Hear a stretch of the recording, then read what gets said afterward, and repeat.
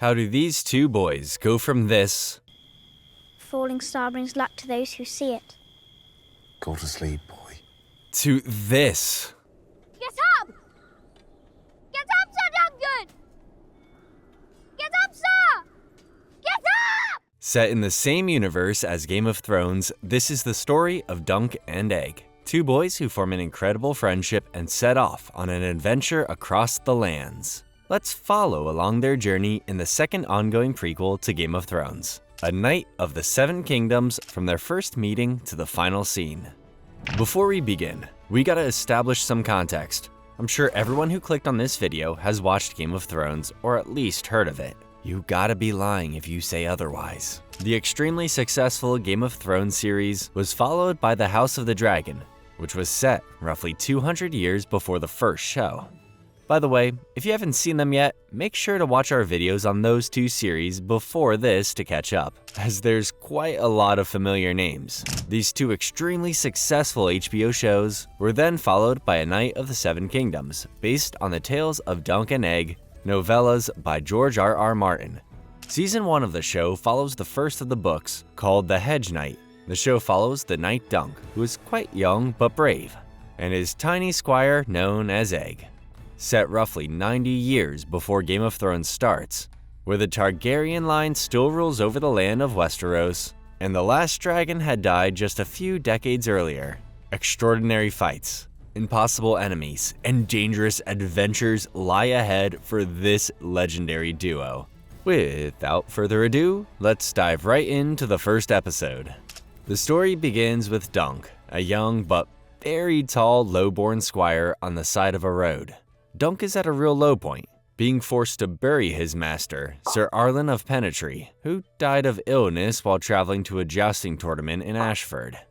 Left with nothing but Arlen's armor and 3 horses, Dunk faces a difficult choice: sell the gear and live comfortably for a year or two, or gamble, travel to the capital city and join the tournament without his master. Choosing the latter, he takes up Arlen's sword and resolves to enter and win the whole damn thing. After reaching Ashford, Dunk stops at a roadside inn. There, Dunk encounters a defiant, bald-headed boy. Thinking he's just the stable boy, Dunk offers a copper coin to look after his horses. But the kid says he'll only do it if he wants to. Thinking of the boy as too arrogant, Dunk just warns him he will get a smack on the ear if he keeps acting like that. Inside, the inn is deserted apart from a paranoid, drunken nobleman who wakes up screaming that he dreamed of Dunk before fleeing upstairs. That's certainly not a bad omen. Returning to the stables, Dunk finds the same bald boy wearing Arlen's oversized armor and playing pretend knight. Dunk scolds him, saying his horse Thunder could have kicked him pretty bad. Though the boy begs to squire for him, Dunk bluntly declines and just tosses the copper coin at him before riding on alone toward the tournament. Dunk arrives at the Ashford Meadows, the land outside the castle home to a small town and the location of the tournament ground. Dunk attempts to register with the Master of Games, Plumber, but is immediately met with skepticism. Only real knights are allowed in this tournament. Dunk reveals that while he was just a squire before, his master Sir Arlen named him a knight right before his death. Plumber says that Dunk's word isn't enough, and unless a knight of standing can vouch that a Sir Arlen even existed, he won't be allowed to compete. On top of all that, if Dunk competes and loses, he will have no choice but to forfeit his horses and armor. And unless he has the money to buy them back, well, he'll have nothing to his name. Yikes. Dunk remembers that a Sir Manfred Dundarian once employed Arlen and attempts to approach his tent. Outside, he meets 2 prostitutes who tell Dunk he is just another Hedge Knight, a wandering knight who travels around looking for temporary work and sleeps under hedges, as he isn't housed by a lord. They tell him Manfred is occupied with prostitutes and a case of gout, and to come back later. Dejected, Dunk wanders through the grounds and stumbles across a Dornish puppet show, where a giant dragon is operated with real fire. There, a pretty Dornish woman named Tansel catches his eye, before Dunk runs into Raymond Fossaway, a squire who invites him to a feast hosted by Sir Lionel Baratheon, also known as the Laughing Storm. Lionel is immediately intrigued by Dunk, as it is rare to find a man bigger than himself around here. Honestly, he's worried Dunk was sent to kill him and questions him about it. Then why are you in my tent? supper. Surprisingly, Dunk's honesty works. Lionel is charmed and asks Dunk to join the dancing. Cue awkward dancing sequence. As the night progresses, Lionel and Dunk get more and more wasted, with Dunk worrying about the fact that since he is of low birth, he doesn't have the same skill set as that of the nobles participating in the tournament. That's when Dunk finally runs into Sir Manfred and begs him to acknowledge his master. Manfred is preoccupied with a prostitute on each arm, and the nobleman coldly admits he has no memory of a minor knight like Arlen from a campaign that was years ago. That's a bit harsh. All hope is lost, and Dunk realizes there's no one who remembers his master. Poor Sir Arlen. The way things are going for Dunk, it's no surprise that he has nowhere to sleep for the night but an actual hedge. There, he is shocked to find the bald boy from the inn sitting by a fire, having already cleaned Dunk's gear and cooked dinner. The boy reveals his name is Egg, and claims he hitched a ride on a lamb cart from King's Landing just to follow Dunk here. When Egg asks Dunk what his knight name is, he realizes that just Dunk won't cut it. He names himself Sir Duncan the Tall, and after seeing some of his own younger, scrappy self in the boy's persistence, Dunk finally agrees to take him on as a squire. As they lay under the stars, Egg points out a shooting star, suggesting that while the fancy lords are staring at the silk ceilings of their tents, the luck of the sky belongs to them alone. I love him already. In the next episode, after failing to convince Manfred Dundarian or the gruff Leo Longthorn Tyrell to vouch for him, Dunk is forced to confront the reality of his late master, Sir Arlen. While Dunk idolized him, he admits Arlen was no legendary hero, just a wandering soldier who loved drinks and women. Yet, Arlen was the only father Dunk knew, saving him from the slums and teaching him the sword before dying of an infected wound. Next, the arrival of a royal Targaryen delegation stirs the camp, led by the noble Crown Prince Baelor Breakspear, heir to the Iron Throne, and his stern brother Maekar. While gaping at the royals, Dunk is insulted by Maekar's arrogant son Aerion, who mistakes him for a stable boy and mocks the sad times of knighthood. Whatever, pretty boy. However, a brief encounter with Sir Donal of the King's Guard, who says he was born as a crabber's son, gives Dunk renewed hope that a man of low birth can still rise to a high position. Desperate, Dunk sneaks into Ashford Castle. He overhears Baelor and Maekar arguing about Maekar's missing sons, Daeron and Aegon, before being caught. Trembling before the most powerful men in the realm, Dunk appeals to Baelor and mentions his late master. To his shock, the prince actually remembers Arlen. Let's go! Baelor recalls competing with Arlen in a jousting tournament years ago at Storm's End, noting that while Arlen never won a tourney, he broke 4 lances against the prince and once knocked a Lannister off their horse. With the existence of his master confirmed, Baelor orders that Dunk be added to the list of knights participating in the tourney. But there's a catch. Baelor notes that since Dunk isn't Arlen's blood, he must create his own heraldry, which is basically a symbol to represent him and his legacy. Dunk returns to the Dornish puppet show to find the beautiful puppeteer Tansel. Dunk takes his chance, when Tansel mentions that she is nicknamed Too Tall Tansel, and he tells her she is the perfect height. 4 puppets. Yeah, puppets. You can see on Egg's face just how much he'd rather be elsewhere. Completely smitten and very, very awkward, Dunk commissions her to paint his shield. Together with Egg, they design a new symbol, a green elm tree against a sunset orange field, with a shooting star overhead to mark the luck of their first night together. Aww. But preparation for the tourney requires sacrifices. Dunk meets the blacksmith Steely Pate, who says a suit of armor costs 800 silver stags. To afford it, Dunk is forced to sell Sweetfoot, Arlen's horse, promising her he'll win enough money to buy her back. During a break with Egg, Dunk expresses his modest dream. He doesn't need to be the champion. He just needs to win 1 round to get noticed by a great house. When Egg skeptically notes that the Targaryens won't hire a Hedge Knight, Dunk points again to Sir Donal's humble origins. It actually turns out Donal kinda lied, because while he was a commoner's son, His dad literally owned half the crabbing fleets. Nepo baby. That night, the tourney officially begins with a spectacular round of jousting lit by bonfires. The righteous applause of the crowd masks Dunk's growing dread. Watching the terrifying skill and violence of the trained knights, he realizes he is risking not just his armor, but his life. Back at their hedge camp, a brooding Dunk tells Egg that while Arlen wasn't a great man, he was a good one. Tomorrow, the world will judge Arlen's only legacy, the man Dunk has become. The second day at Ashford begins with Egg secretly training Thunder, Dunk's warhorse, to respond to commands. During this, Egg encounters the eccentric, one-eyed Sir Robin Riesling, known to be the maddest knight in the Seven Kingdoms. Back at the hedge, Dunk tells Egg not to stray too far away. After teaching Egg the skill of sewing, Dunk discovers he won't be taking part in the tournament today. The first challenges are reserved for high-born or renowned knights. In the market, Dunk goes shopping for a hearty breakfast. There he meets and awkwardly flirts with Tansel, who promises his repainted shield will be ready by that evening. After a peaceful meal, the pair watches the ongoing jousting. After which Egg muses about a future where they both win land and marry lords' daughters. I'd keep horses, plant oats and peas, raise cows. And lambs, perhaps. Your lambs.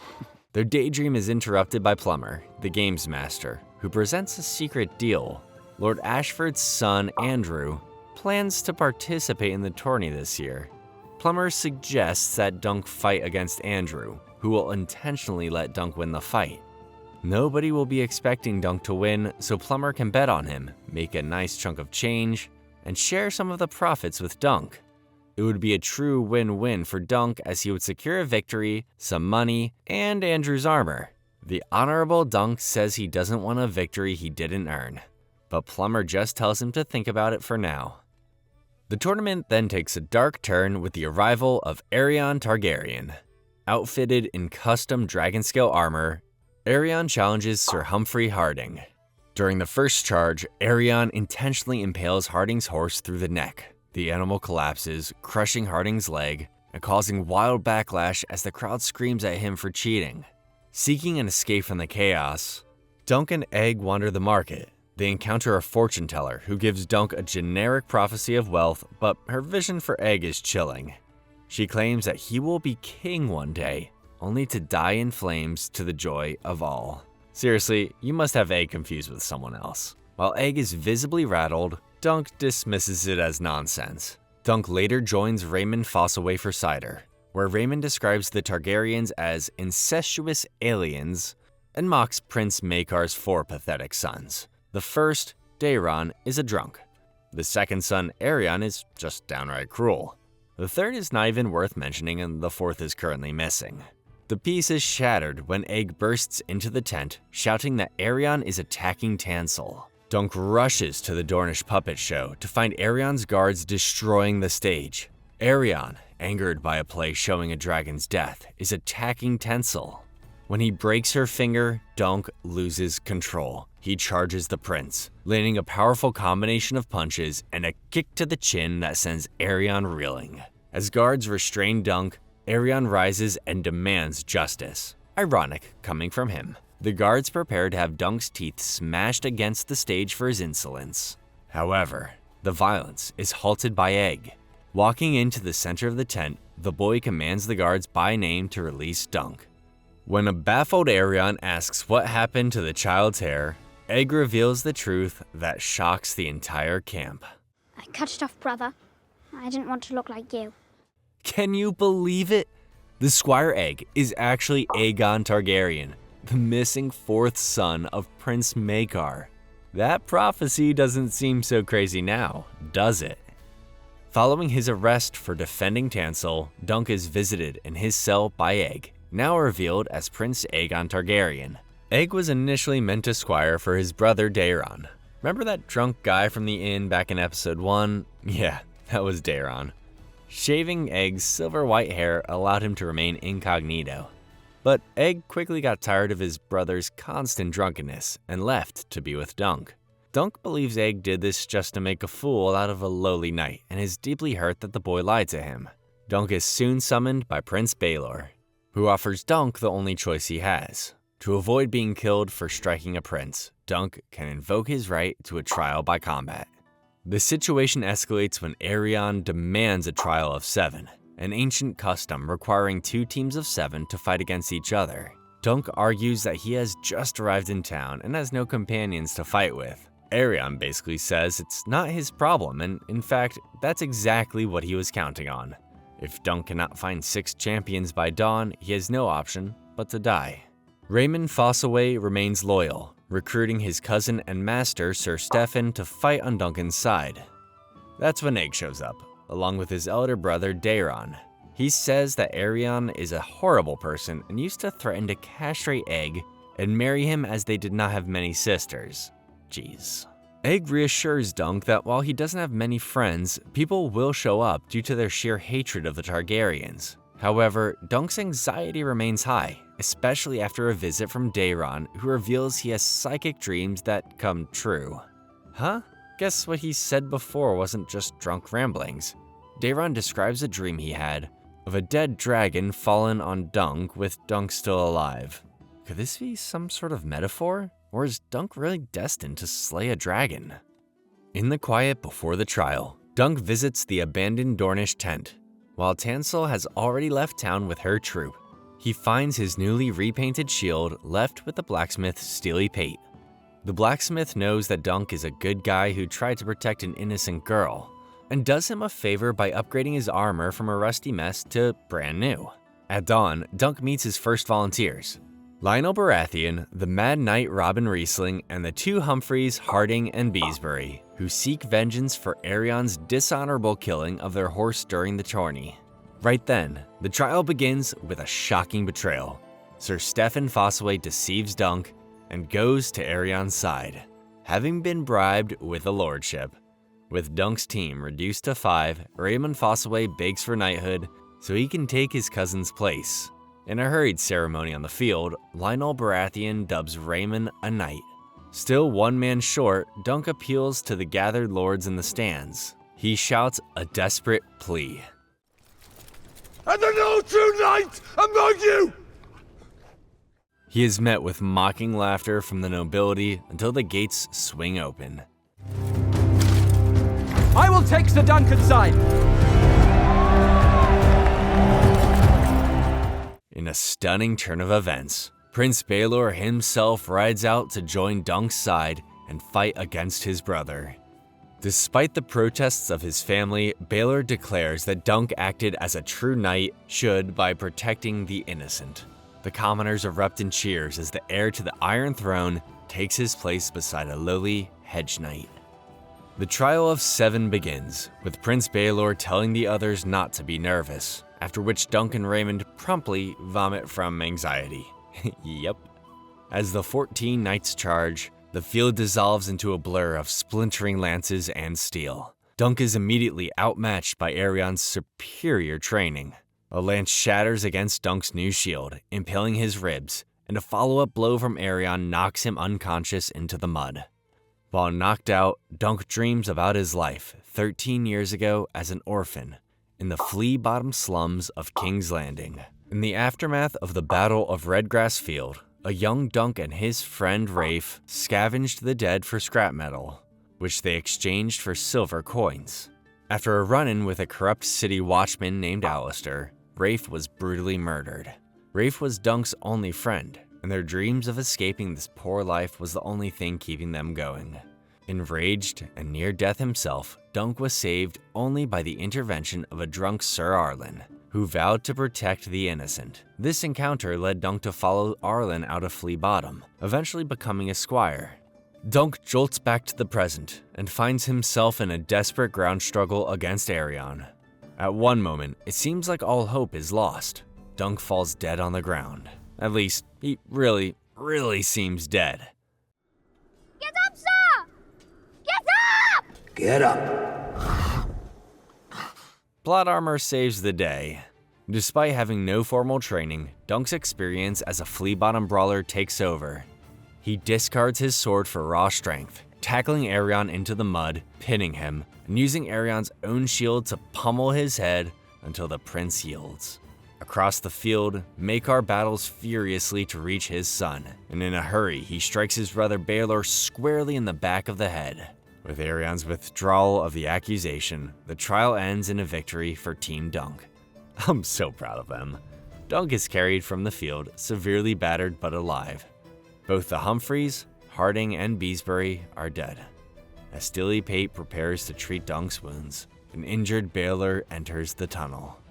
He tells Dunk the realm needs good men like him, but he seems dazed, complaining that his fingers feel like wood and his helmet is stuck to his collar. As Stilly Pate pries the helmet loose, the true horror of the fight is revealed.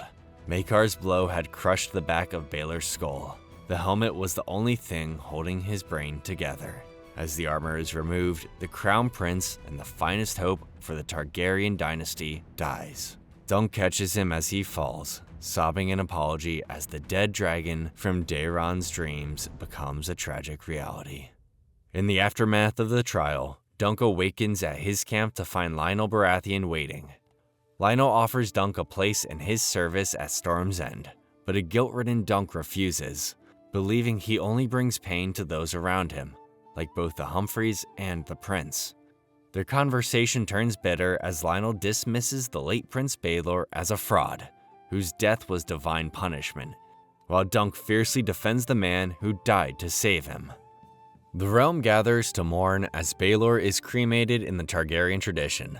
Maekar, haunted by the knowledge that his own mace delivered the killing blow, watches the flames in silence. Afterward, Dunk speaks with Baelor's son, Valar, who broods over the fact that his father died in his borrowed armor. He states that many sons have died in their father's armor, but not a lot of fathers have died in their sons. He questions why the gods took a future king, but spared a Hedge Knight. Dunk, unable to provide an answer, can only offer his presence as a sign of respect before retreating to the tourney grounds. There, Dunk finds Raymond Fossaway, who has rebranded himself as the Green Apple, Fossaway after his cousin Stefan's betrayal. Besides, it's better to be an unripe green apple than a wormy red one. Raymond has also taken a prostitute named Rowan as his wife, who claims she is pregnant with his child. Good for them, I say. Dunk is then summoned to the castle, where he meets with Maekar, who is exiling Aerion to the Free Cities. Maekar acknowledges their shared guilt. Both he and Dunk will be whispered about as Baelor's killers for the rest of their lives. In an act of redemption, Maekar offers Dunk a position as a sworn sword at Summer Hall, on one condition: he must take Egg as his squire. Despite it being everything he once dreamed of, Dunk declines, stating he is done with princes. This leaves Egg heartbroken, questioning if Dunk is truly the knight he imagined. Outside, Dunk encounters Daeron, who provides a haunting perspective. Daeron notes that Aerion wasn't always a monster. He was once a boy who liked fishing, but the royal lifestyle made a man of him. The realization dawns on Dunk. He understands that if Egg remains in the palace, he may become as twisted as his brother. Returning to Maekar, Dunk makes a bold counteroffer. He will take Egg as his squire, but only if they live as commoners. He insists the boy must learn what it is to be hungry and sleep in the dirt so that he might one day be a better ruler. Maekar refuses, saying Egg is his last son and cannot live as a peasant, then walks out. Before leaving, Dunk makes a final stop at his camp. He finds Raymond, who has bought back the horse Sweetfoot as a parting gift. Dunk, realizing he cannot take 3 horses on the road, leaves Sweetfoot with Raymond to live out her days in a peaceful orchard. Then in a flashback, we see a physically fading but spirited Sir Arlen sit beneath the tree that will soon become his grave.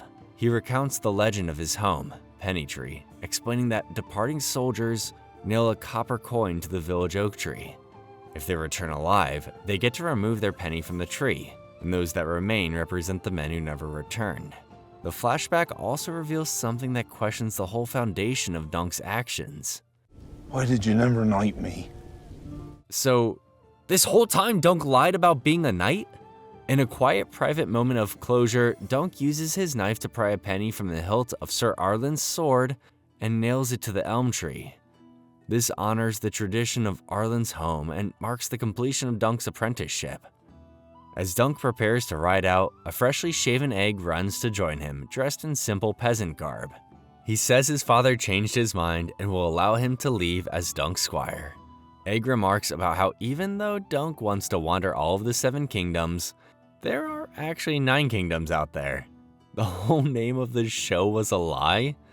Seems their next destination is Dorne, where they have good puppet shows and maybe a lady that Dunk fancies. For a brief second, Dunk sees the ghostly image of Sir Arlen riding alongside them, satisfied that his legacy is in good hands. But wait, don't go yet. In a post-credits scene, Maekar, Valar, and Aerion are departing Ashford. Maekar looks around and asks where his youngest son is. Where's Aegon? I've not seen him, my prince. I will ask the Septons. Where the is he? Guess Maekar didn't exactly give Egg his permission after all. And that's the entire story of the Knight of the 7 Kingdoms so far.